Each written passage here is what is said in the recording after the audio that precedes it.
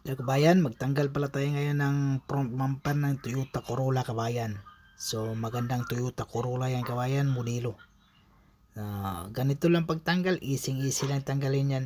Sa gilid naman siya, may maliit na clip lang siya sa kabayan. Tatanggalin mo lang yung maliit na clip na yan. Pero hindi basta-basta maliit yan kabayan ha, makuha yan siya, matibay din yan. Tapos sa baba naman, mayroong mali clip din. Tapos sa pinakababa niya, yung lihira sa baba, 10mm yan siya kabayan. So madami yung tin. Medyo matibay din yan. Sa taas naman mayroong tin din dyan. Yan o. Tinanggal ko yan o. Tin. 1, 2, 3, 4, 5, 6, 7, 8. Ganun lang. So kuha yan siya. 10mm, saka pwede mo tanggalin ng pilit, pero mas maganda 10 para mas mabilis kabayan. Tapos yan no, di ba may sinikwat ako kabayan, tingnan mo, di ba?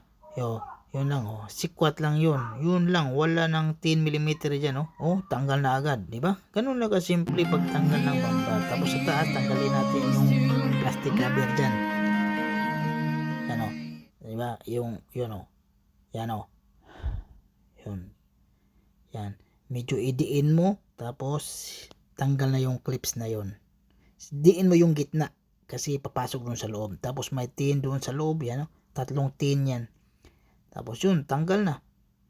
Yan pala kabayan. Repair din yan siya. May kunting gas-gas doon sa gilid. So tinanggal ko muna bago ko siya i-repair. So mayroon siyang wiring sa loob. Tingnan mo. Tapos yun. Tapos i-repair natin yun.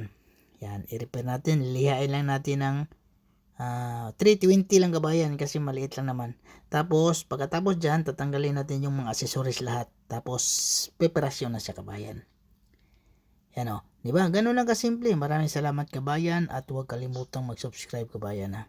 Easy lang siya kabayan o. Ganun lang kasimple. Maraming salamat.